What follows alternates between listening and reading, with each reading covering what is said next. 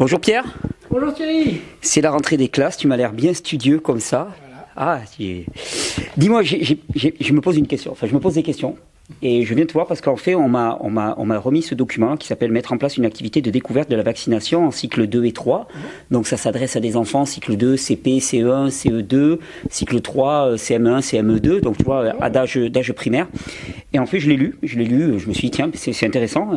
Effectivement, on parle beaucoup de vaccination, de commencer à mettre des concepts scientifiques là-dessus auprès des enfants. Je me dis, ça va dans le bon sens. Et tel que c'est présenté, il y a des choses qui restent obscures pour moi. Okay. Et je voudrais savoir si tu pourrais m'éclairer. Okay. D'accord ? J'ai surligné un petit peu, je vais te les proposer comme ça. Je t'ai pas préparé à ça, hein, donc non, tu vas me... et d'ailleurs, le but est clair, c'est l'éducation nationale peut contribuer à aider les élèves à mieux comprendre le fonctionnement et la circulation des virus, ainsi que la contribution du vaccin à la réponse immunitaire. Tel est l'objet de cette ressource que j'ai entre les mains. Okay. Donc ça, c'est excellent. Alors, jusqu'ici, tout va bien. Jusqu'ici, tout va bien. Alors, il y a énormément d'éléments. Tu vois, ce sont des séquences pédagogiques qui sont proposées, donc avec des situations pédagogiques à proposer par l'enseignant. Et tout de suite, le ton est donné, puisque ça s'inscrit en grande partie dans le cadre de l'enseignement moral et civique, avec la notion de respecter autrui et construire une culture civique. Donc, dans la logique, finalement, que on se vaccine d'abord et avant tout pour les autres. D'accord ? Ça, c'est un point sur lequel ce n'est pas évidemment clair pour moi. Cette notion de protection des autres au travers de... J'ai même eu l'impression, alors tu vas me dire, hein, ça c'est vraiment question de béotien. J'ai même eu l'impression que on se rendait compte, par exemple, avec la situation de la Covid-19, que les personnes vaccinées étaient porteuses asymptomatiques et donc potentiellement plus contaminantes, surtout que, étant vaccinées, elles mettaient moins en place les gestes barrières, qui eux par contre avaient leur pertinence. Donc est-ce que je me trompe ou est-ce que je ne me trompe pas ? Alors, de ce que moi je sais, de ce que j'ai étudié, de ce que je sais à ce sujet-là, effectivement il y a une vraie problématique, il y a quelque chose de pas très logique dans le fait de chercher, de donner comme argument de se vacciner pour les autres. Il y a un vrai problème dans la façon dont le vaccin est supposé fonctionner. C'est un argument qui a du mal à passer. Ce qu'on a retrouvé pendant la période de la pandémie, c'est vrai qu'on a vu assez rapidement que les personnes qui se sont fait donc injecter et les personnes qui n'avaient pas reçu ces injections avaient quasiment les mêmes taux, en fait, les mêmes charges virales. D'accord. On a découvert ça assez vite, ce qui a donné une petite méfiance en fait par rapport au vaccin et ce qui a grandement diminué en fait son efficacité potentielle qu'on nous avait vendue au départ comme au-delà de 90%. Par la suite, ce qu'on a découvert aussi, c'est que les personnes qui avaient été vaccinées et qui du coup avaient une charge virale plus importante pendant la période où ils étaient vaccinés, pouvaient être potentiellement plus vecteurs en fait, de transmission. Parce que justement, s'il y a une différence entre la charge virale qui est transmise et la réponse immunitaire, il peut y avoir en fait une réaction, c'est-à-dire tout comme on a vu, il y a des gens qui ont été vaccinés qui ont développé quand même la Covid, oui. D'accord ? Et surtout, là où ça pose problème, c'est que dans la méthodologie de la vaccination, il n'y a pas de spécificité, c'est-à-dire que il y a exactement les mêmes dosages pour tout le monde. À la même charge virale. La même charge. C'est-à-dire que le vaccin est fabriqué pour tout le monde de la même façon, alors que normalement, elle doit répondre à certains critères très spécifiques de la personne à un certain moment pour être sûr de son efficacité. Et encore là, je parle du principe de la vaccination. Oui, si on rentre dans le cadre du principe de la vaccination. Exactement. C'est-à-dire ne pas dépasser la capacité immunitaire de la personne. Voilà, ne pas dépasser et surtout décider du bénéfice-risque en fonction de l'état immunitaire et des capacités de réponse de l'individu à ce moment-là. Et là, on a décidé de vacciner à tour de bras de façon aveugle. Mmh. Et donc là, on peut s'attendre effectivement à des réactions immunitaires excessives, donc de type allergique, et du coup des charges virales qui peuvent être aussi très très élevées. Donc se retrouver finalement dans quelque chose qui est un petit peu contre-productif, où on décide de féliciter de féliciter des gens qui se sont fait vacciner en leur autorisant en fait à ne plus maintenir des gestes barrières et ce genre de choses, alors que potentiellement ils peuvent se retrouver dans une situation pire de risque pour l'environnement, je dirais, qu'une personne justement qui n'est pas vaccinée, parce qu'elle n'a pas de réaction excessive. D'accord ? Parce que la différence entre l'immunité naturelle et l'immunité que l'on est supposé obtenir par le vaccin, c'est que l'immunité naturelle se fait en fait par dépression. C'est-à-dire que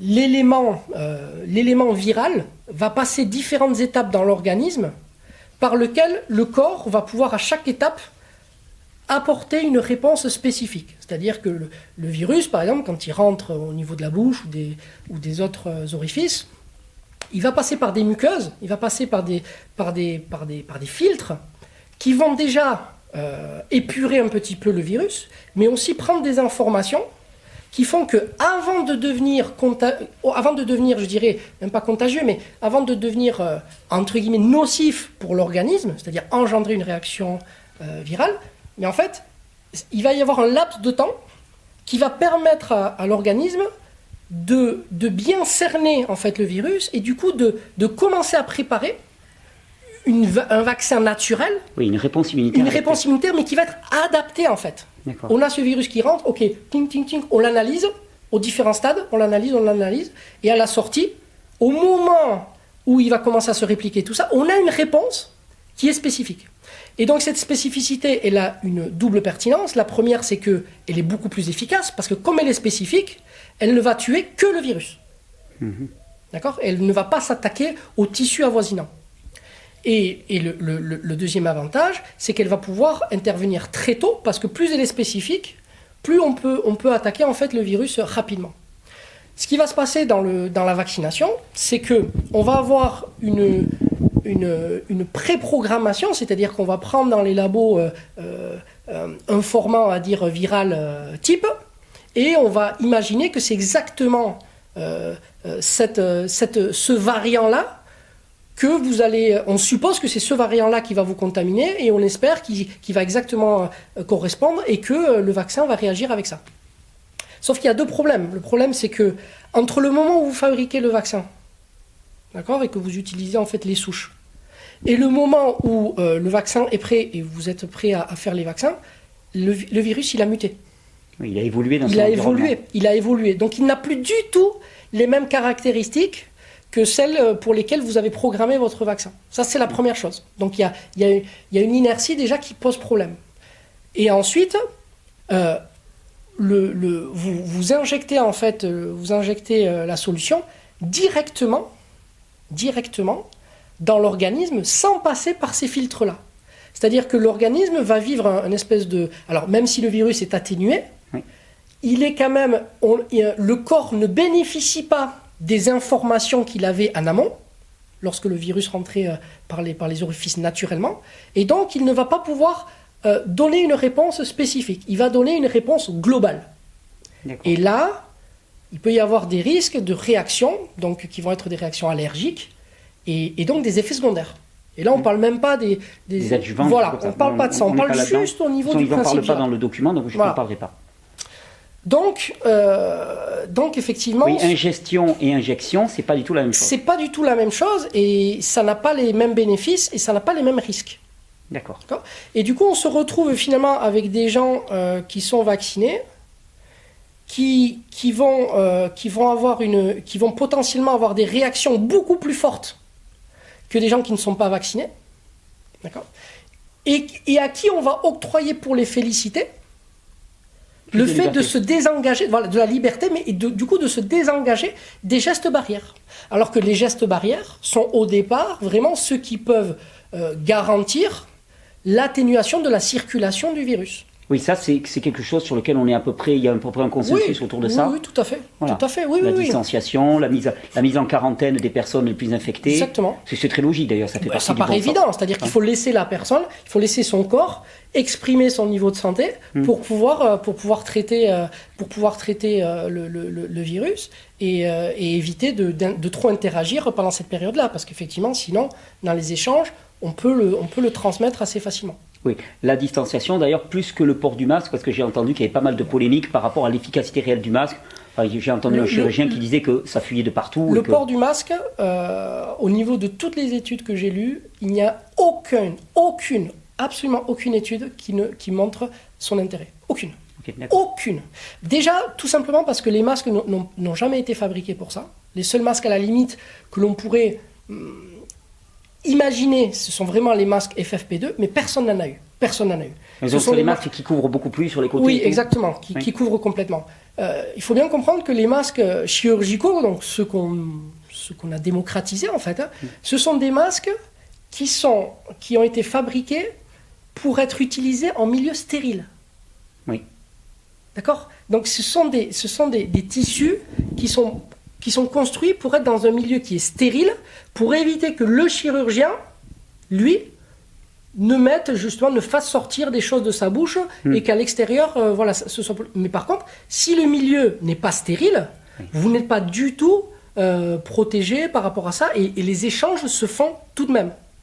Et la deuxième chose, c'est que ce masque-là, il va entraîner un tas de conséquences et de complications qui sont bien au-delà des bénéfices que l'on pourrait espérer avoir. Et puis il y a un protocole aussi de mise en place des masques, je pense, pour les médecins, qui n'est jamais respecté. Mais non, parce que justement, ça doit être fait normalement pour un milieu stérile, ce qui n'est pas le cas. Mais normalement, lorsqu'on met ce masque-là, d'abord il faut se laver les mains. Enfin, il y a tout un protocole, mais on ne le fait pas. On fait... Et donc là, et notamment, on avait évoqué le problème d'hypoxie, effectivement, qui était l'une des conséquences importantes. Et qui justement, rentre le taux d'oxygène à un taux très très très important dans tout le phénomène en fait de combustion, parce qu'en fait l'organisme, pour contrôler le développement viral, va faire une chose très importante, c'est qu'il va augmenter la température, d'accord ? Parce que le virus en fait, sa multiplication, elle se fait à une certaine température, elle est dépendante de ça. Mais en fait, au-delà de la température, il ne peut plus, et donc du coup, la multiplication est beaucoup plus lente. Donc cette inertie, donc le corps va il va augmenter la température de façon globale. Pour avoir une régulation. Pour réguler, c'est-à-dire pour ralentir la duplication, pour que pendant ce ralentissement, lui, il puisse dans son petit laboratoire créer le vaccin, avec toutes les données qu'il a eues. D'accord ? Et la température durera aussi longtemps que le corps travaille. Dès que le corps a trouvé le vaccin, on baisse la température et on envoie les phagocytes. On envoie le vaccin. D'accord. C'est comme ça que ça se passe. Et c'est comme ça qu'il faut comprendre le vaccin, en fait. Qu'il faut comprendre la température. Oui. Parce que nous, on a cherché à faire baisser les températures chez tout le monde. Mais en fait, c'est le moment. Il vaut mieux travailler en fait à le stabiliser et à créer des conditions où on peut mieux supporter cette température. Oui, faire en sorte qu'elle ne prenne pas des proportions qui deviennent dangereuses pour l'organisme. C'est ça. Donc réguler la température. Exactement. Surtout pour les enfants en particulier. Plutôt que de l'éliminer, parce que si vous éliminez la température, si vous prenez des pyrétiques, en fait, vous allez accélérer en fait l'explosion de la multiplication au niveau viral, et donc vous risquez de tomber malade beaucoup plus vite. D'accord. C'est le risque. Ok, bon, déjà une première remarque, je le ferai à l'Éducation nationale. Non mais pourquoi pas, je suis un Pékin moyen, j'ai mis ce document. Ce document a été diffusé librement, c'est pas un document secret déclassifié de la CIA. Donc, voilà, non, mais je pense que c'est une très bonne chose sur plusieurs plans, ce papier. D'accord, tu pourras nous le dire après. Ouais. Alors, je continue un petit peu parce qu'il y a une chose, il nous propose une histoire pour contextualiser un petit peu le sujet. Donc je te la raconte, cette histoire, c'est l'histoire du vaccin de Jade. Ouais. Aujourd'hui, le père de Jade l'amène voir le docteur pour recevoir son vaccin. Jade est un peu anxieuse à l'idée de recevoir une piqûre. Elle demande à son père pourquoi est-ce qu'il faut faire ça. Son père lui explique que ça peut lui permettre d'être protégé contre certaines maladies, comme par exemple le tétanos. Jade ne comprend pas comment une piqûre peut la protéger d'une maladie qu'elle n'a pas encore attrapée. Et son père lui dit, si tu as des questions, on pourra les poser au docteur tout à l'heure, elle saura te répondre, qu'est-ce que tu en penses? Alors Jade décide alors de faire une liste de questions qu'elle pourra poser au docteur avant de recevoir le vaccin, et on propose que les enfants... Et moi j'en ai des questions par exemple. Moi je trouve que la question de Jade, elle n'est pas si con que ça. Ah ben non. Je la trouve très très intelligente. Alors en plus là, c'est vraiment, ils n'ont pas été très... Parce que le tétanos en plus, c'est vraiment le cas... Eh ben oui, il me semble. Le cas sur lequel il faut pas trop aller. titiller parce qu'on va vite c'est pas immunisant. Mais non. C'est bien le problème. C'est pour ça. C'est bien le problème. Parce que c'est en plus le tétanos, c'est vraiment. Je l'ai lu 2 ou 3 fois parce que je me suis dit c'est pas possible. Parce qu'ils en auraient pris un autre à la limite. On aurait pu commencer à négocier. Ça demande un développement un petit peu plus. Mais le tétanos, c'est. Tu peux nous en dire quelques mots du tétanos? Ben ouais, le tétanos en fait c'est une bactérie en fait qu'on trouve dans. Donc déjà c'est pas un virus. Non, déjà c'est pas un virus. C'est une bactérie. Et d'ailleurs la vaccination contre des bactéries. Ouais. Il y a comme un truc qui passe pas. Il va falloir poser beaucoup de questions. Il va falloir poser beaucoup de questions. Ça va très loin. Oui, c'est problématique. C'est d'ailleurs pour ça que c'est pas immunisant. C'est parce que c'est une bactérie. C'est une bactérie en fait qu'on trouve dans la terre et qui est très très très présente, mais qui par contre est très très sensible en fait à l'oxygène. Oui. Ce qui fait que l'une des meilleures façons de se prémunir, effectivement, c'est, encore une fois, d'avoir un taux d'oxygène suffisamment élevé dans le sang et de bien oxygéner en fait ces plaies. C'est-à-dire quand on a une plaie, tout ça, il faut vraiment bien oxygéner, bien nettoyer. C'est pour ça qu'on utilisait de l'eau oxygénée, par exemple. Exactement, parce que ça tue en fait quasiment la totalité de cette bactérie-là. Bon, le problème épineux dans l'exemple que tu viens de citer, c'est que en fait cette bactérie, dans la réaction qu'elle entraîne au niveau de l'organisme, dans la réaction immunitaire qu'elle entraîne, en fait, elle n'est pas immunisante. C'est-à-dire que contrairement à d'autres pathologies, comme la rougeole ou ce genre de choses, l'organisme, et c'est sur ça qu'est basé tout le principe vaccinal, l'organisme en fait, une fois qu'il est en contact avec le virus, donc on va prendre le virus de la rougeole, une fois qu'il a trouvé la réponse vaccinale, mais en fait, la prochaine fois qu'il sera en contact avec ce virus, il a une mémoire. Il a une mémoire et donc il va pouvoir répondre avant que les cellules ne se développent. Ça, c'est la théorie de la vaccination. Ça, c'est la théorie sur laquelle repose la vaccination.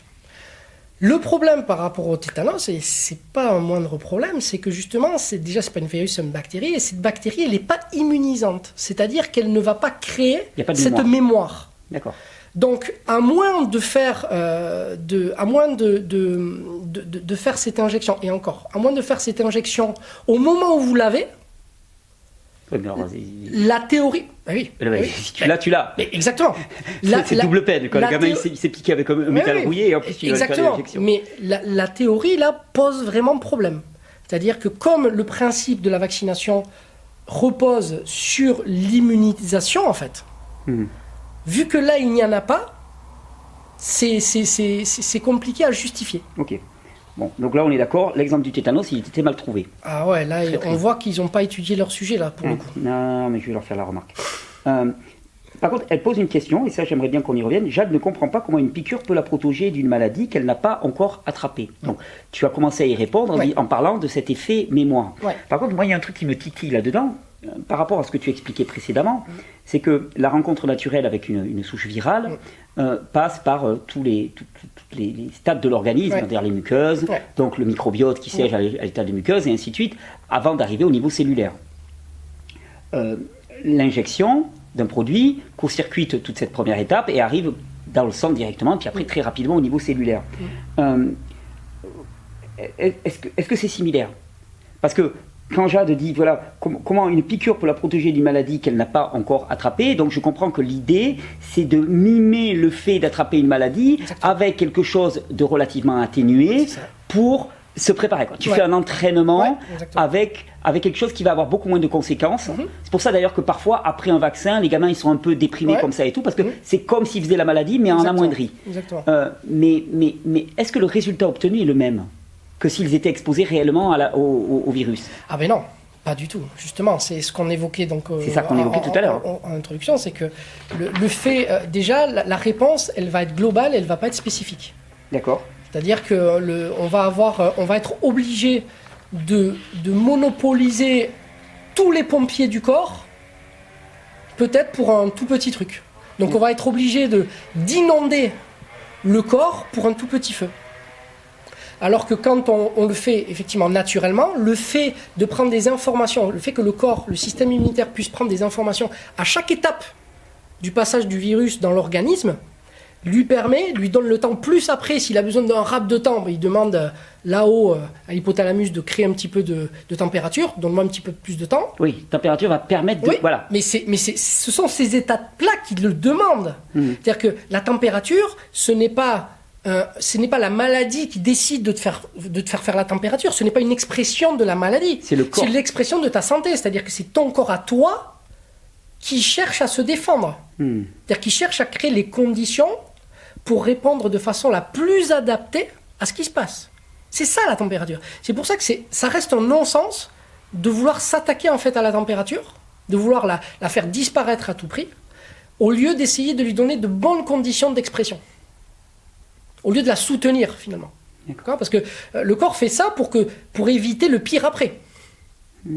Tout simplement. Donc, c'est toujours un mécanisme de préservation de la vie. Exactement. Donc ces différentes étapes-là vont donner effectivement à l'organisme des clés, des outils, pour pouvoir avoir un scan précis du corps étranger, et du coup de pouvoir préparer vraiment l'antidote très très très très spécifique à ce corps étranger-là, et ne pas léser tout ce qu'il y a autour. Donc ça se fait tranquille. D'accord ? C'est ça l'idée. Par contre, dans l'autre cas, non. Dans l'autre cas, même si la souche en fait est atténuée, on va avoir des réactions qui, dans la plupart du temps, parce qu'on ne tient pas compte du terrain, on ne tient pas compte de l'état de la personne, vont avoir des réactions trop fortes. Et donc, on va être amené à léser certains tissus, à avoir parce que on va inonder le corps parce qu'on a appris qu'il y avait le feu. Et donc tous les feux, toute l'eau va être étalée dans l'organisme, sauf que il y a certains endroits où il ne faut pas qu'il y ait d'eau comme ça. Et donc ça va les léser, et donc ça va entraîner des réactions, des effets secondaires. Très bien. Bon, non, mais la question de Jade, moi aussi je m'y retrouvais. Mais complètement. Très bonne question. Alors je continue parce que bon, tu verras que il y a des tas de sujets qui vont être redondants parce que donc on va pas y passer trop. Oui, mais ça montre à quel point il faut vraiment se pencher sur ces questions-là, parce que ça va nous éviter de répéter tout le temps la même chose. Oui. Et moi j'espère qu'un tel travail, par exemple, de questionnement, parce que c'est un questionnement qui est légitime, qui s'appuie sur des fondements scientifiques, pourrait être celui d'enseignants qui vont transmettre cette séquence, parce que je pense qu'il est important de réfléchir sur la vaccination. C'est extrêmement important, et je trouve que c'est même une première. Jusqu'à présent, on l'acceptait comme un dogme, et enfin, on commence. C'est peut-être pour ça que tu dis que c'est une bonne nouvelle, parce que enfin, on commence à réfléchir sur la vaccination. Le gros problème de la vaccination, au-delà des polémiques qu'elle suscite, c'est que il y a un vrai tabou en France, et on n'a jamais débattu, et on n'a jamais laissé une place en fait au questionnement et au débat, sous prétexte que c'est chaise gardée. Et d'ailleurs on se demande pourquoi, parce que si c'est aussi efficace, aussi évident, si magique, quelle crainte? Au contraire, c'est-à-dire que exposons les contre-arguments pour les démonter, puis on en parle. Voilà, vous démontez tout, comme ça tout le monde est par terre, et il n'y a plus d'anti-vax ou de je ne sais pas quoi, c'est réglé. Pourquoi rentrer dans une confrontation alors que vous pourriez balayer tout le monde, mettre d'accord tout le monde, vaincre au chaos, puis on n'en parle plus. Si c'est si évident, encore faut-il que ce soit si évident. Oui. Et c'est vrai que souvent le débat il est caricaturé, c'est-à-dire que si tu oses poser la moindre question, si tu oses une lecture critique, tu deviens anti-vax. C'est parce qu'on est anti-vax. Exactement. Exactement. Donc il n'y a jamais de débat, il n'y a jamais eu de place par rapport à ça. Et c'est là que le bas blesse, parce que quand on commence vraiment à poser des questions et à s'interroger sur le fondement, ne pas dire, ok, ça a été génial, ça a été super, ok, mais concrètement, comment ça se passe? Et dès qu'on commence à mettre le doigt là-dessus, on voit les rouages et on voit les problèmes. Et donc là, en fait, le document que tu me présentes là, pour moi, c'est le cheval de Troie. C'est-à-dire que c'est le cheval de Troie pour pouvoir, de façon légale, poser des questions là où on nous l'interdisait auparavant. Oui, sauf que là, les questions, elles sont posées de façon un peu fermée, quand même. Oui, elles sont. Mais ça, c'est la question de Jeanne. Mais nous, parents que nous sommes, on a une responsabilité aussi d'éducation de nos enfants, d'accord ? moi, mes enfants ont déjà des informations là-dessus, et ils vont poser des questions que eux veulent poser, pas les questions que l'éducation nationale veut poser ou que le maître veut poser. Eux vont poser des questions. Et donc, on va, si tu veux, on a une occasion de confronter les questions très souvent pertinentes des enfants à l'ignorance que l'on va découvrir des enseignants.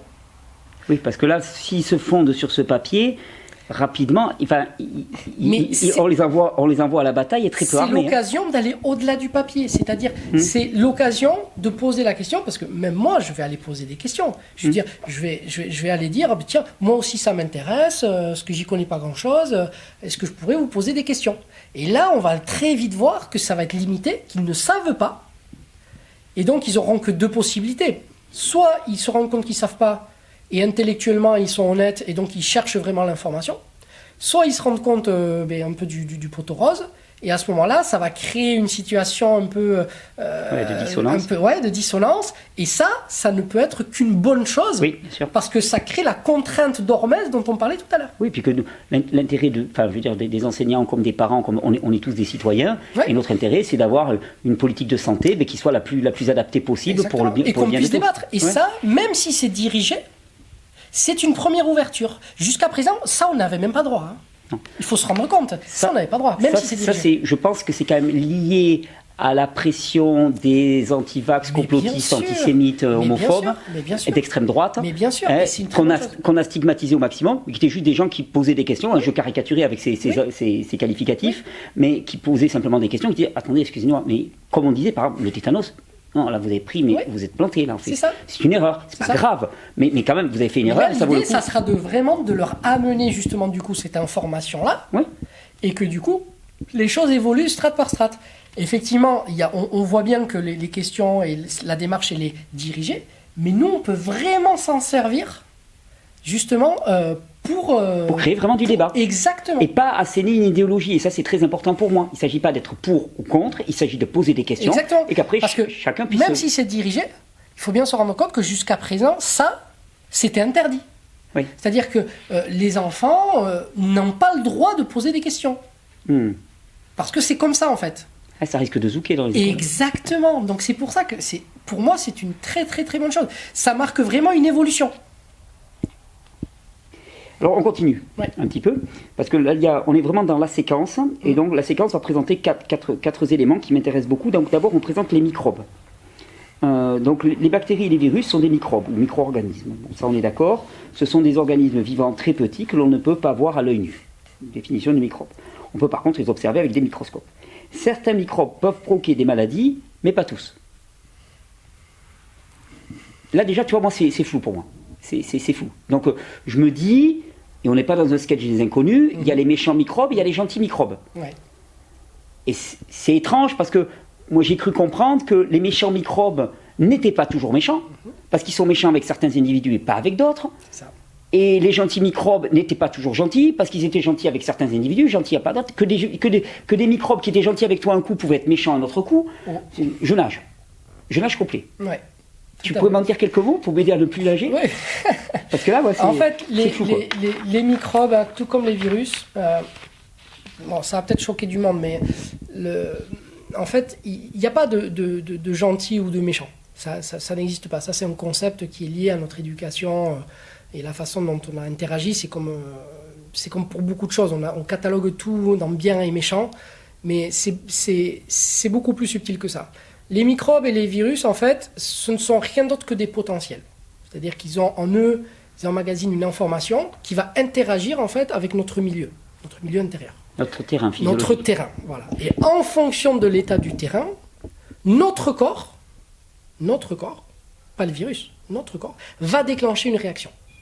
D'accord ? Donc c'est pour ça d'ailleurs que dans une même salle, quand vous avez je sais pas moi, 5 personnes qui ont la gastro, mais les 5 autres personnes n'ont absolument rien. Et pourtant, à l'origine... C'est une même bactérie. Exactement, on considère que c'est la même bactérie. C'est-à-dire que des personnes vont pouvoir manger un même plat contaminé par une seule et même bactérie. Exactement. Et cette bactérie va créer de la symptomatologie chez l'un et pas chez l'autre. Non.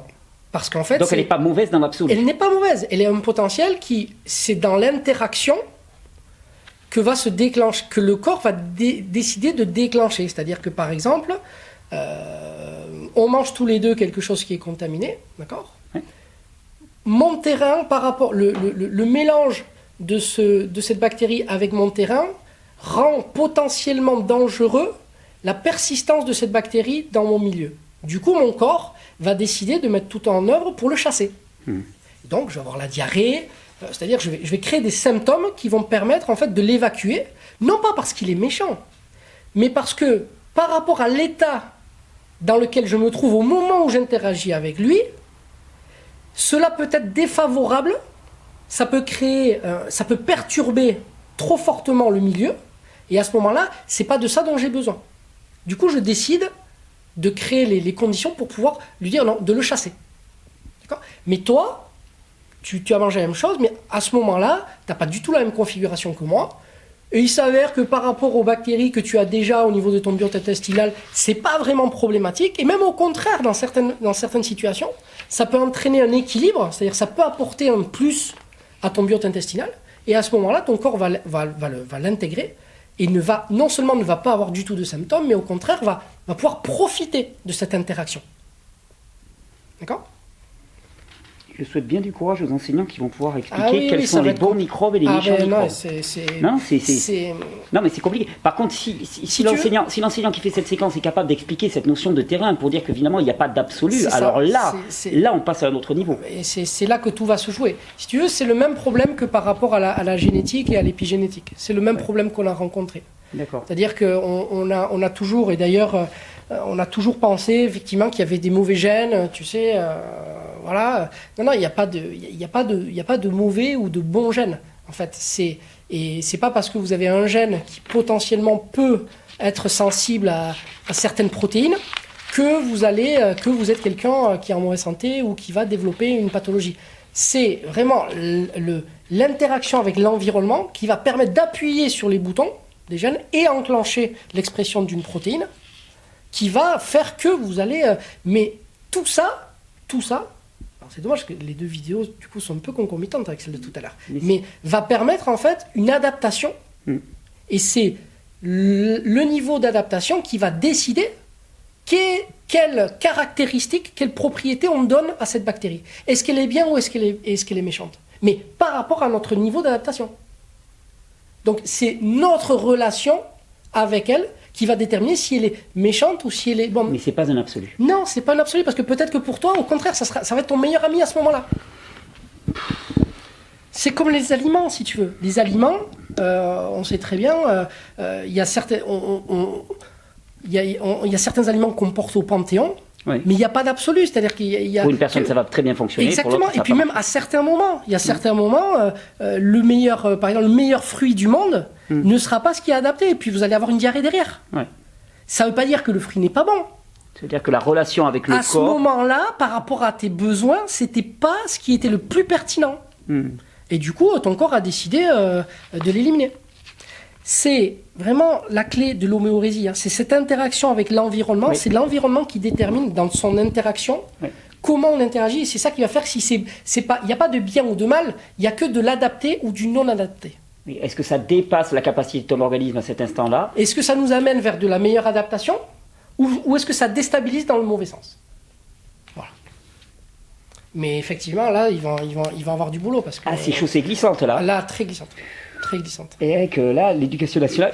Non, mais c'est une super initiative. Par contre, est-ce que les enseignants sont formés ? Non, ils n'ont pas, à mon avis, ils sont pas prêts. Ah, s'il y a des gamins un peu chauds, ça va être... ça va zouker.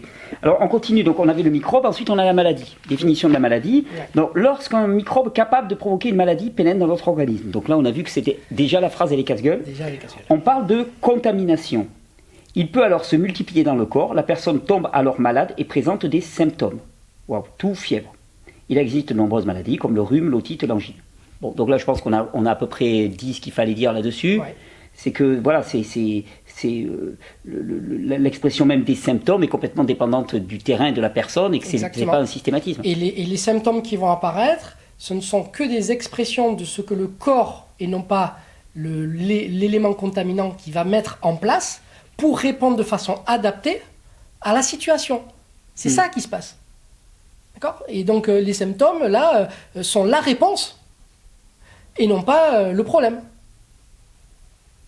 Mais là aussi, il va y avoir des... Il va y avoir des discussions. Il va y avoir des discussions. J'aurais pas aimé t'avoir en classe. Mais moi, s'ils m'appellent en classe, je viens, hein, je leur fais un petit topo. Mais parce que avec intelligence et bien, le débat, c'est là où on grandit tous, quoi. Tout à fait, D'ailleurs, c'est ce qui manque cruellement actuellement. Oui, c'est qu'on puisse se poser, alors non pas dans une espèce d'arène de cirque type BFM TV où les gens sont là pour s'insulter, c'est du spectacle, voilà. Mais juste des gens bienveillants et respectueux de la personne qu'ils ont en face et qui discutent, qui opposent des arguments, qui essaient de comprendre l'autre. Parce que pour moi, pour débattre, il faut avoir vraiment un respect absolu de la personne qu'on a en face. Totalement. Ne pas le considérer comme un demeuré. Et non, mais et puis il faut pas, en fait, chercher à imposer une idée. C'est-à-dire qu'il faut pas se dire qu'on a tout compris. Il faut vraiment être dans une démarche où on considère qu'on a autant à apprendre de ce qu'on les autres à nous dire que nous, on a à apporter. Et la démarche, c'est vraiment d'essayer de se poser, non pas des questions, mais de se poser les bonnes questions. Et ce que nous révèle tout ce qui s'est passé, notamment avec la Covid et compagnie, c'est que au départ, par rapport aux maladies, par rapport à la santé, on ne se pose pas les bonnes questions. Les bonnes questions. Donc on n'a pas les bonnes réponses. Et bien non, du coup les réponses, elles sont inutiles. C'est-à-dire qu'elles nous font tourner en rond. Mauvaise question amène à une mauvaise réponse et donc on tourne en boucle. Il faut casser cette chaîne-là. Ben, j'espère que ça va y contribuer. Je remercie l'Éducation nationale d'y avoir pensé. C'est possible. Donc microbes, maladies, donc il y a une troisième case, c'est l'hygiène. Le lavage des mains est un geste qui permet d'éliminer une partie des microbes présents sur la peau. Ça peut. Oui. Mais là c'est pareil. C'est-à-dire que ça c'est quelque chose dont on n'a pas parlé. Et parce que l'asepsie systématique. Oui, mais surtout, oui, voilà, c'est ça. C'est-à-dire que, je t'en parlerai pendant des mois. L'un des organismes, on va dire, quand je parle d'organisme, c'est vraiment organisme dans l'organisme. C'est-à-dire l'une des structures, l'un des organes les plus importants pour l'immunité, c'est la peau. Plus que le microbiote intestinal, hein. Enfin plus que les intestins. La peau. Le microbiote intestinal est dépendant de la peau, de l'état de la peau, pour survivre. Parce que la peau, en fait, c'est l'interface entre notre intérieur et le monde extérieur, et l'environnement. Oui. Et toutes les informations que va recevoir le microbiote pour pouvoir se nourrir, se développer, savoir dans quelle direction aller, ça va être ce qui va être décodé de l'environnement par notre peau. Donc ça veut dire que la façon dont notre peau intègre l'information environnementale, toutes les autres structures de l'organisme vont recevoir cette information-là. Donc si l'information que reçoit la peau est dégradée, ou fausse, erronée, le biote intestinal va avoir une information erronée. Du coup, il va souvent rater la cible. C'est-à-dire que lui, il va faire ce qu'il faut, mais par rapport à ce qu'il a eu comme info. D'accord ? La peau, donc, est recouverte de plusieurs couches. Hein. Il y a une espèce de petit mucus bactérien qui est là et qui assure en fait cette interface entre le milieu intérieur et le milieu extérieur. C'est-à-dire que c'est lui qui ouvre le canal d'information. Donc, plus ces bactéries-là en fait sont présentes en quantité suffisante, plus le canal est ouvert. Et donc, plus les structures qui sont à l'intérieur du corps, donc le biote, mais également les organes, hein, reçoivent avec une grande rapidité les informations du milieu extérieur. C'est-à-dire que du coup, ils ont une capacité de réaction qui est d'autant plus efficace et rapide que ce canal est ouvert. D'accord ? Lorsque on perturbe ce tapis muqueux bactérien, eh bien, au fur et à mesure que vous le perturbez, ce canal se ferme. D'accord ? Et du coup, vous créez une espèce d'imperméabilité au niveau de ce canal qui va détériorer l'information et la capacité d'adaptation de tout votre système immunitaire. Donc, lorsqu'on est amené à se laver les mains tous les jours pour éviter les microbes, on oublie qu'en même temps, on tue tous les microbes qui nous sont favorables. Et on ne parle pas donc de gel hydroalcoolique, parce que l'utilisation du gel hydroalcoolique 15 fois par jour. Alors là, c'est parce que c'est une chose de se laver les mains une fois dans la journée, parce qu'à la fin de la journée, tu as de la terre sur les mains et tout, ça paraît nécessaire. Ouais. Et une chose de se les laver toutes les demi-heures, et là, qui plus est avec du gel hydroalcoolique. Pour le coup, le gel hydroalcoolique, pour moi, c'est un vrai fléau. Un vrai fléau, oui, parce que c'est quand même un produit d'une certaine agressivité. C'est corrosif, hein, on le voit. On se rend compte, le contact avec la peau est très corrosif. Ouais. Donc sous prétexte de se protéger par rapport à un virus particulier, on en oublie tout le reste en fait. On en oublie tout le reste derrière. C'est orienté et donc on oublie tout le contexte. Exactement. Alors que quand on pèse le bénéfice, jamais, parce que toutes les autres, les bactéries, là, elles nous protègent de millions et de millions de virus. D'accord ? C'est-à-dire qu'elles permettent justement cette barrière, elle nous permet d'interagir de façon harmonieuse, en fait, avec tous les virus et les bactéries qui nous entourent. C'est-à-dire qu'elle permet de laisser rentrer les bonnes et de ne pas laisser rentrer les mauvaises. Enfin, les mauvaises. J'entends. Celles qui ne sont pas adaptées au moment où on en a besoin. Et c'est pour ça que la qualité de l'information instantanée est importante. Du coup, on régule les flux de façon efficace. Et justement, de nous permettre, en fait, d'être toujours en harmonie avec tous les virus et les bactéries qui nous entourent. Si vous détruisez ça, vous détruisez la communication avec votre environnement, et deux, vous perdez la barrière la plus importante, c'est-à-dire le premier filtre pour pouvoir après gérer de façon vraiment chirurgicale le traitement que vous accordez aux virus et aux bactéries. C'est-à-dire savoir s'il est bon pour vous à ce moment-là, savoir s'il faut le rejeter de suite, quel mécanisme de réaction est-ce qu'il faut mettre en place, enfin, tout ça. Tous ces mécanismes que le corps détermine. Et pour lesquels il est fait en fait. Il est fait pour avoir ça, mais en fait vous perdez tout ça. Et du coup on se retrouve avec une symptomatologie effarante qui signe en fait le fait que le corps est perdu. Il ne sait plus où aller.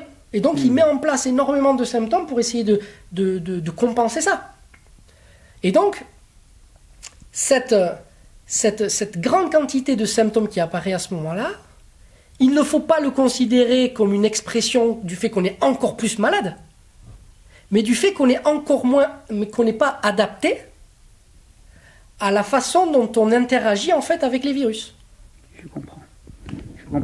Et donc d'ailleurs, la façon dont c'est formulé pour le cycle 2, qui est un peu plus simple, quand tu te laves les mains, tu élimines une partie des microbes qui sont sur la peau, cela limite le risque de maladie pour toi et les autres. Donc oui, c'est vrai que tu élimines une partie des microbes qui sont sur la peau, par contre... Tu limites pas les tiens. Et ça a une conséquence. Oui, et tu limites pas les tiens, parce qu'en te lavant les mains de façon exagérée, il y a d'autres maladies que tu peux peut-être attraper. D'accord. Parce que cette barrière-là, si tu la fais disparaître, ça c'est une barrière qui te protège H24. Pas que lorsque tu as touché quelque chose qui potentiellement est sale, et voilà, la nuit, tout le temps, cette barrière elle te protège. Et donc si cette barrière elle est vraiment détruite, peut-être que par rapport aux zones qu'il faut éviter par rapport à la Covid, ok, mais il y a d'autres zones dans lesquelles, parce que des virus, ils sont partout, hein, ils ne sont pas que dans les structures que l'on touche, ils sont partout. Ils sont dans l'air, ils sont partout. Exactement, et donc ceux-là, ils vont pouvoir pénétrer et interagir de façon peut-être pas très adaptée. Ok. La quatrième case de notre petit parcours, c'est la dernière, vaccination. Donc on l'a mis en dernier. Ouais. Les vaccins sont un moyen de se protéger de certaines maladies. Ils permettent d'apprendre au corps à mieux combattre les microbes. Là, je pense qu'on a à peu près dit ce qu'il fallait dire. C'est qu'il y a quand même des sacrés bémols à mettre sur cette présentation qui est un peu simpliste et très caricaturale. Oui, et puis on est vraiment dans l'aspect très théorique, quoi. C'est-à-dire qu'il faudrait vraiment prendre le temps d'aller voir dans la pratique comment c'est. Et je sais très bien qu'on nous dit que... mais il faudrait aller voir plus précisément comment ça fonctionne. Et d'ailleurs, on l'a vu rien qu'avec la Covid, on l'a bien vu, hein, en termes d'efficacité, entre ceux qui ont été vaccinés et ceux qui n'ont pas été vaccinés. On voit que la théorie, là... La Covid a eu cette vertu de mettre en avant, de façon mondiale, cet aspect de la vaccination.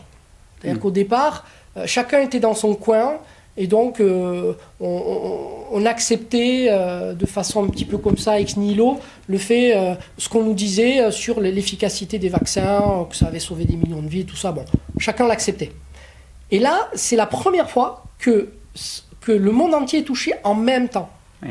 Et donc, il y a vraiment un champ d'études qui peut être fait et on peut voir concrètement si la théorie colle. Oui, au niveau épidémiologie et tout. Exactement. Et là, le bas blesse. C'est-à-dire qu'on voit pour la première fois sur une étude réelle de terrain, de façon mondiale, que la théorie a vraiment du mal, Oui, à coller à la réalité observée. à la réalité qu'on observe.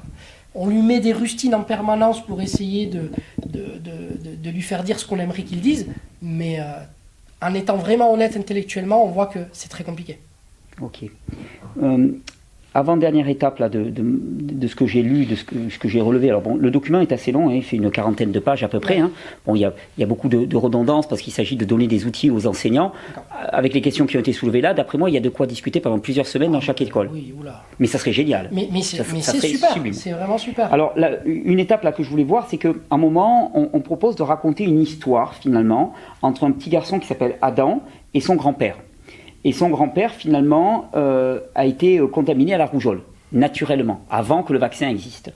Et Adam, lui, il a été vacciné, et ça ne s'est pas passé de la même manière. Et donc, on fait un tableau dans lequel on développe les deux scénarios. Dans le scénario numéro 1, le grand-père, personne non vaccinée, est infecté par la rougeole. Okay. Donc, il a une rencontre avec le vrai microbe de la rougeole. Il n'a pas d'anticorps déjà présents, et donc, il développe la maladie. A l'inverse, Adam, qui est une personne vaccinée infectée par la rougeole, vaccin, première rencontre avec le microbe endormi. Alors ça, il faudra qu'on en parle, du microbe qui dort. Je me dis, il ne faut pas faire trop de bruit. Il faut faire attention lors de la vaccination. Puis quand on fait la piqûre aussi, il faut pousser doucement. Oui, voilà, parce que sinon on risque de le réveiller. Le corps fabrique des anticorps comme s'il rencontrait le vrai microbe. Est-ce que c'est tout à fait vrai? Je ne suis pas certain. S'il rencontre plus tard le vrai microbe, les anticorps seront déjà là et pourront éliminer le microbe. Pas de maladie. Alors, ça, c'est la théorie dans toute sa splendeur. Oui, alors, sans vouloir, et là toujours pareil, on est dans la discussion, dans la réflexion, mais c'est tellement manichéen cette présentation, et sans aucun bémol, sans aucun... Enfin, c'est assez incroyable pour moi. C'est pour ça que je parle vraiment de théorie dans toute sa... On est vraiment dans quelque chose de tac, et puis c'est comme ça, quoi. Dans tout le document, quand même, parce que sans être un chercheur complotiste, maintenant, on commence quand même aussi à parler des effets secondaires des vaccins, des effets des adjuvants, des choses comme ça. Il n'y a aucun mot là-dessus. Non. Strictement aucun mot. C'est dommage, je trouve, parce que si on veut faire vraiment un débat, il va falloir être honnête. Il va falloir parler de tout, de tous les aspects. Si l'intérêt, c'est de servir les intérêts du peuple, c'est-à-dire nos intérêts. Oui. D'ailleurs, ça s'adresse au peuple, puisque c'est les enseignants du peuple qui vont parler aux enfants du peuple, des parents du peuple. On ne parle pas des intérêts des grands laboratoires. Il va falloir poser tous les éléments sur la table et que, populairement parlant, on puisse prendre des décisions. C'est ça. Donc, dans cette comparaison de scénarios, donc, le grand-père, il rencontre le vrai microbe, il n'a pas d'anticorps déjà présent, il développe la maladie. Adam, qui a été vacciné, il a d'abord rencontré le microbe endormi, il fabrique des anticorps comme s'il rencontrait le vrai microbe.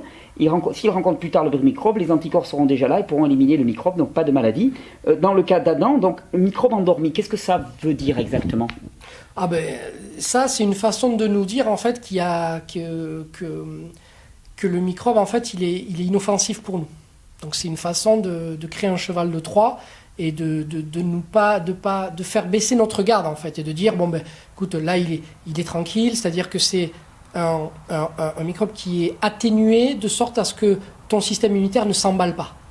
D'accord, voilà. Parce que c'est vrai que moi, on me dirait, voilà, pour éviter que ton gamin développe des symptômes liés à la rougeole, on va lui inoculer le virus maintenant. Moi, globalement, je dirais, en fait, ça ne fait aucune différence. Et que vous le donniez maintenant ou plus tard, ça ne va faire aucune différence. Et c'est vrai que maintenant, nanti des informations que tu m'as données, je veux dire, moi, je préférerais qu'il le rencontre par voie aérienne plutôt que qu'on lui injecte parce que ça va court-circuiter une certaine partie de ses défenses. Endormi, ça permet de nous endormir C'est orienté. Donc, je veux dire, endormi, c'est un terme qui est rassurant. Mais en fait, ça ne veut rien dire.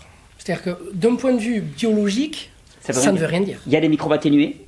Oui, il y a des microbes atténués. Des microbes tués. Alors là, ça aussi, ça m'a toujours surpris. Comment est-ce qu'on peut tuer un microbe qui n'est pas vivant, un virus qui n'est pas vivant? Ah ouais, non, ça, c'est un abus de langage. Ah oui, d'accord. Parce qu'on m'a dit plusieurs fois, on m'a dit oui, ce virus, il a été tué. Oui, non. Je dis, regarde, même dans Wikipédia, regarde un virus, c'est pas vivant. Qui a été mis hors d'atteinte en fait, dans leur esprit, c'est ça que ça veut dire. D'accord. Mais on voit à quel point les notions, les concepts sont pas clairs. Ouais, mais c'est important parce quand même. Que pour si dire, on dit tuer, on pour dit avoir tuer. un tel abus de langage, on voit que le concept derrière, il est pas clair. Ouais. Non, mais moi, si on me dit endormi, c'est qui dort. Ouais. C'est que genre, il peut se réveiller, donc il faut faire gaffe effectivement au moment où on va l'injecter. Oui, c'est ça. Parce que t'imagines, il est endormi, tu l'injectes, il se réveille. C'est l'impression que ça donne. Moi, j'ai un bébé, je sais ce que ça donne quand le bébé se réveille. Enfin, tu vois, on fait tout ce qu'on peut pour pas qu'il se réveille. Mais si tu veux, ce tableau, il révèle surtout une chose importante. C'est-à-dire, encore une fois, c'est ce qu'on a évoqué tout à l'heure, c'est-à-dire que la maladie est un ennemi. C'est-à-dire que c'est quelque chose... L'objectif, c'est de ne pas être malade. C'est-à-dire que c'est vraiment un objectif en soi. D'accord ? Alors que on sait bien aujourd'hui qu'il y a la plupart des maladies, nous sommes vraiment, c'est quelque chose de porteur pour l'organisme. On prend l'exemple de la rougeole, mais par rapport au petit Adam, la rougeole, ça fait partie de ces maladies infantiles qui permettent justement au système nerveux et au système immunitaire de faire un travail en fait de connexion. C'est-à-dire que c'est une maladie d'ailleurs qui, au niveau infantile, a très très très très peu de dangerosité, même si on nous l'a présenté comme quelque chose de très dangereux, que les enfants meurent, qu'il y a eu des enfants qui sont morts et tout ça.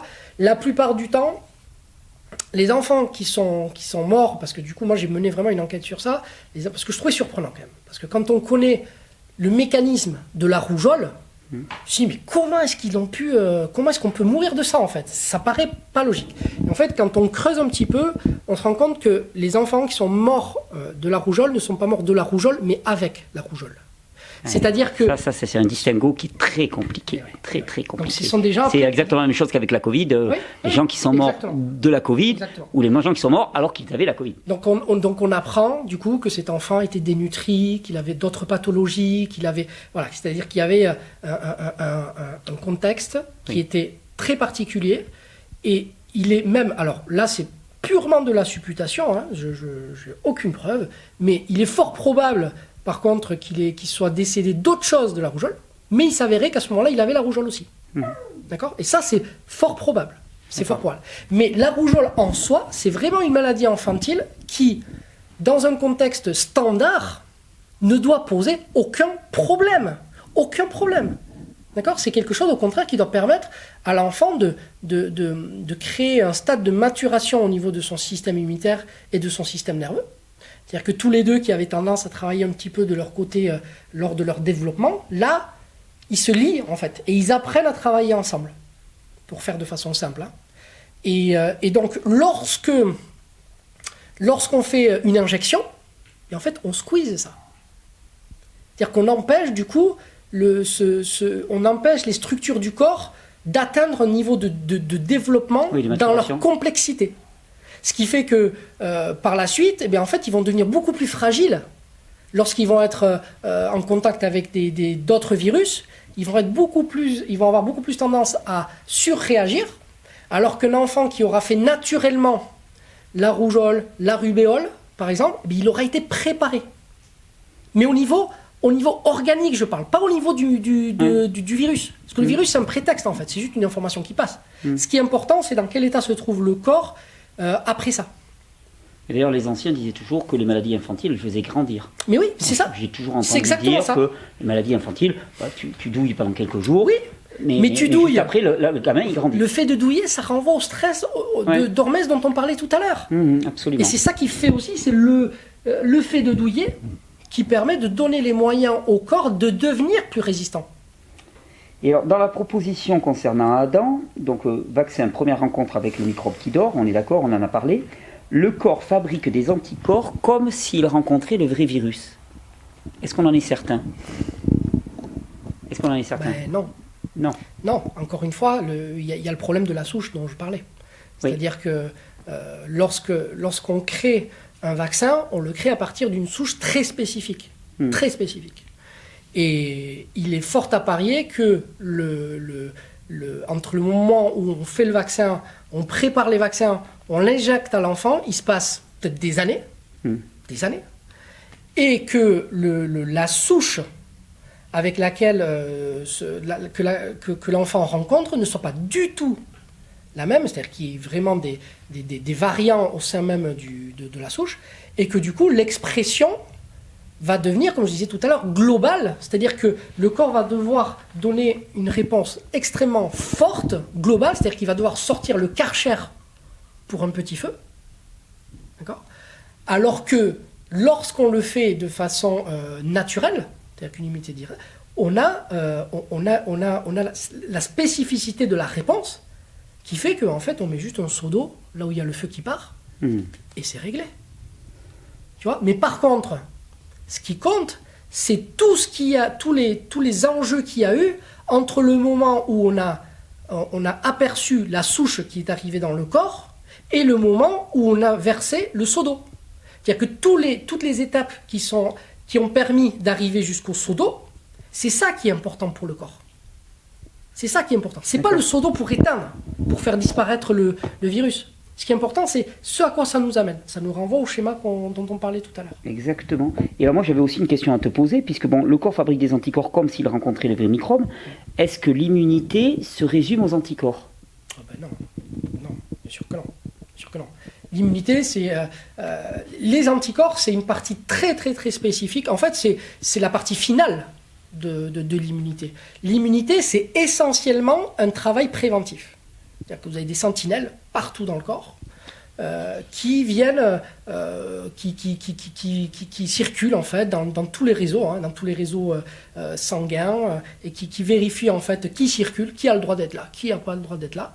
Et donc ils collectent des informations, ils demandent des papiers à toutes les structures qui passent là.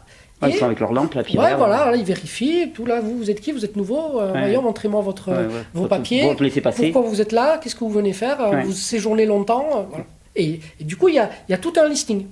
Et donc ça permet, par rapport à l'expérience passée aussi, de se prémunir. Par exemple, ce profil-là, on sait que la dernière fois qu'il est rentré, ça a entraîné des conséquences. Donc toi, on va peut-être te mettre en quarantaine. Et puis on va voir comment ça se passe. Et donc, il y a tout un travail de prévention qui fait que les anticorps, en fait, c'est vraiment l'ultime étape lorsqu'il faut traiter une réaction vraiment qui a été poussée un peu, je dirais, à son paroxysme. D'accord ? Au niveau viral. Oui, donc c'est presque comme la dernière ligne de défense, c'est parce que tout le reste a été passé. Exactement, et qu'il y a eu, à un moment donné, ça a été débordé pour X raisons. Mais le principal aspect de l'immunité se joue vraiment en amont. Les anticorps, c'est quelque chose, c'est une situation qui est précise à un certain cadre, à une certaine situation très spécifique. Oui, donc, ramener le débat au niveau des anticorps, en fait, il y a la confusion entre anticorps et immunité. Oui. Là, on laisse entendre qu'anticorps et immunité, c'est la même chose. Exactement. Donc à ce moment-là, on dit, finalement, il fabrique des anticorps comme s'il l'avait rencontré. Ouais. C'est peut-être vrai, mais ce n'est pas l'immunité. Il ne fabrique pas une immunité comme s'il l'avait rencontré. Complètement. De dire ça, ça ne veut pas dire que c'est faux. Mais de le prétendre... Oui.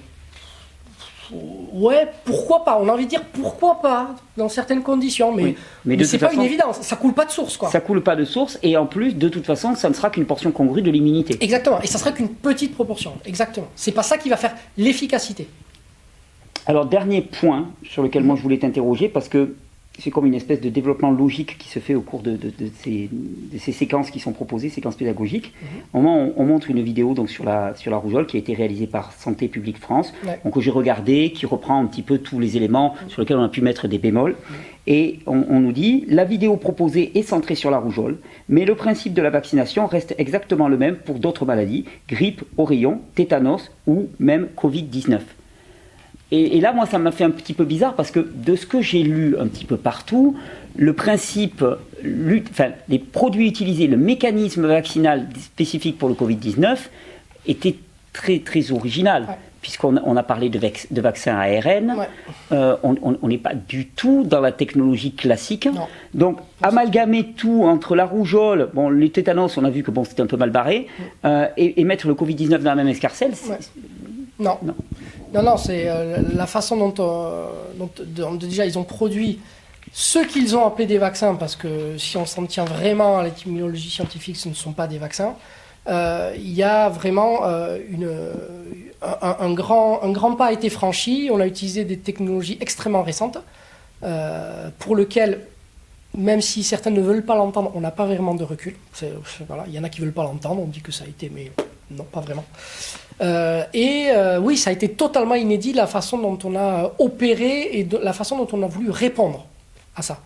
Par contre, tous les exemples que tu as cités ne sont absolument pas comparables. Déjà, les mécanismes ne sont pas les mêmes, parce que tous les virus, en fait, n'interagissent pas de la même façon avec l'organisme, c'est-à-dire qu'ils n'altèrent pas, c'est-à-dire qu'ils ne se font pas identifier comme corps étrangers au même stade.